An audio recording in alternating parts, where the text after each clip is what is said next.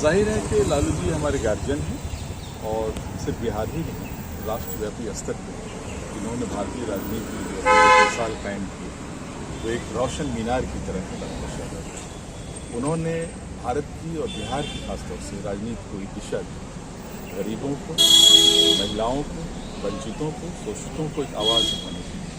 और आज उन्हीं की संघर्षों का नतीजा है कि जो गरीब तबका है हमारे समाज का, जो 1990 के पहले पोलिंग बूथ पर नहीं पहुंच पाता था, ये लालू प्रसाद यादव जी की देन है कि आज वो अपने अधिकारों का वहाँ इस्तेमाल करता है और ये तय करता है कि सरकार किसकी बननी चाहिए। ये जागरूकता जो पैदा हुई, ये जो गरीबों को एक आवाज़ दी, ये लालू प्रसाद यादव जी की देन है। ये उनका एक अचीवमेंट है उनकी एक तरह से। वही नहीं, बिहार में उन्होंने सोशल जस्टिस के लिए, सामाजिक न्याय के लिए जो उन्होंने काम किया है जिस तरह से, उसका नतीजा आज ये है कि बिहार का शोषित वंचित जो समाज है वो तय कर रहा है कि बिहार की राजनीति किस दिशा में जाएगी। ये लालू प्रसाद यादव जी की देन है। इसी तरह से लालू प्रसाद यादव जी ने अपने काल में, अपने समय में जिस तरह की उन्होंने कल्याणकारी योजनाएं जो बनाई, उसका फ़ायदा जिस तरह से आवाम को मिला, ये अलग बात है कि उनको टारगेट किया गया। जो ब्राह्मणवादी मानसिकता वाली, मनवादी मानसिकता वाली जो मीडिया रही, उस मीडिया ने उनको टारगेट किया और उनके इमेज को ख़राब करने की कोशिश की। आप सभी जानते हैं कि मेरा इशारा किस तरफ है। इस हवाले से उनको टारगेट किया गया और उस टारगेट करने के बावजूद उनकी शक्ति है, उनकी उस राजनीति की शक्ति है कि आज भी आरजेडी सबसे बड़ी पार्टी के रूप में उभर के आती है।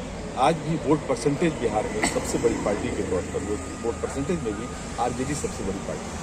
ये सब तमाम जो उपलब्धियाँ हैं, उस संदर्भ में अगर आप देखें तो आने वाला जो चुनाव है, आरजेडी के कार्यकर्ताओं का मनोबल बहुत ऊंचा है, क्योंकि आरजेडी कार्यकर्ता जनता के साथ जुड़े हुए। हमारे नेता श्री तेजस्वी प्रसाद यादव जी एक युवा नेता हैं, उनके पास एक नया विजन है, उनके पास वो एक दृष्टि रखते हैं बिहार के विकास के लिए, बिहार के युवाओं के लिए, रोजगार के लिए। इसलिए आज हमारे युवा नेता श्री तेजस्वी प्रसाद यादव जी सबसे पॉपुलर नेता हैं, सबसे लोकप्रिय नेता हैं। आप सभी जानते हैं, जितने सर्वे आ रहे हैं वो सर्वे भी जनता की आवाज़ है। वो जनता अब सर्वे में अपने उस विचार को, अपने ओपिनियन को व्यक्त कर रही है और ये दीवारों पर लिखा हुआ है कि 2025 का जो विधानसभा का इलेक्शन है वो आरजेडी की जीत का इलेक्शन है। हो सकता है 20 में चुनाव भी है और 25 तेज प्रताप को पारिवारिक विषय है, एक पारिवारिक विषय है और उसको पारिवारिक स्तर पर उसको हल कर दिया गया है।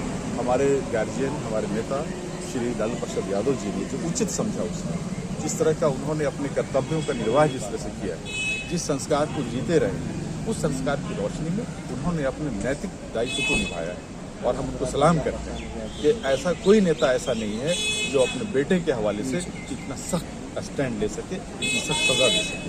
इसमें भी लालू प्रसाद यादव जी एक मिसाल है। लालू जी, मांझी जी भी उसी आंदोलन का हिस्सा हैं, सामाजिक न्याय का जो हिस्सा है। आज जो वो बने हुए हैं मंत्री केंद्र में, ये देन है लालू प्रसाद यादव जी की राजनीतिक दिशा की। उसी की वजह से गांधी जी यहाँ तक पहुँचे हैं। वो बुजुर्ग हैं, वो कुछ भी कह सकते हैं, लेकिन जनता जानती है कि लालू प्रसाद यादव जी जब थे सत्ता में किस तरह से गरीबों को एक पहचान दी थी, आवाज़ दी थी। और आने वाले दिनों में हमारे नेता श्री तेजस्वी प्रसाद यादव जी जाहिर है कि देश की जनता के लिए, युवाओं के लिए जिस तरह से वो कर्मठ हैं, जिस तरह से समर्पित हैं, जो कमिटमेंट है उनके अंदर, वो शायद किसी भी दूसरे लीडर के पास इस वक्त नहीं है। और वही जनता की आवाज़ है, जनता उन्हीं को चाहती है। और 2025 का इलेक्शन आरजेडी की जीत का इलेक्शन होगा, लालू प्रसाद यादव जी की जीत का इलेक्शन होगा। उनके इस जन्मदिन के मौके पर हम सभी ये प्रणय करते हैं, हम सभी ये प्रण करते हैं,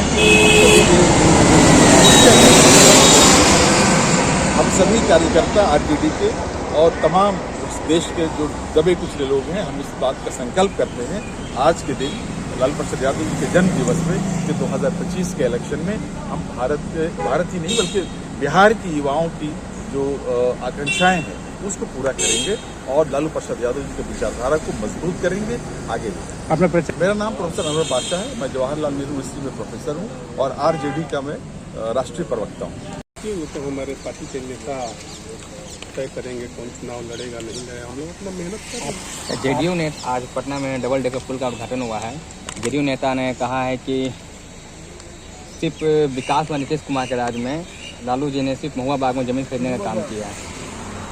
विकास तो दिख रहा है, क्या विकास किए हैं, सीईओ कितना घूस मांग रहा है, थाना में FIR नहीं हो रहा है, क्या विकास किए हैं छिपा हुआ है, बेरोजगारी का क्या स्तर है, शिक्षा का क्या स्तर है, मुरादाबाद में जमीन करते हैं, क्या करते हैं।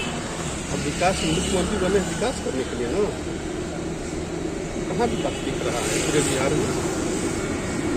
जीतन राम मांझी ट्वीट करते हैं आदमी को देखे हुए कितना मर्डर हो रहा है। पटना में ही 2 दिन पहले माँ, बेटी और उसके पिता को मार दिया गया, खुलेआम फायरिंग किया जा रहा है। जीतन राम मांझी ट्वीट किए हैं कि अभी सरकार में नहीं है तो तलवार से केक काट रहे हैं, बेटवा अगर मुख्यमंत्री बन जाएगा तो AK-47 से केके उड़ा देंगे। जीतन राम मांझी किसके प्रोडक्ट, जीतन राम मांझी को मुख्यमंत्री बनाने वाले लालू प्रसाद यादव उन्होंने ही बनाया। आज वो भले जाके अपने बड़ाई में किसी को खुश करने के लिए कुछ भी बोल दे, उनके समाज के लोग भी जानते हैं कि अगर हमारे जात को कोई किया है तो माननीय लालू प्रसाद यादव के लिए, नहवाने से लेकर मकान बनाने से लेकर पढ़ाने तक कौन मुख्यमंत्री पूरे देश में किया है इस समुदाय का।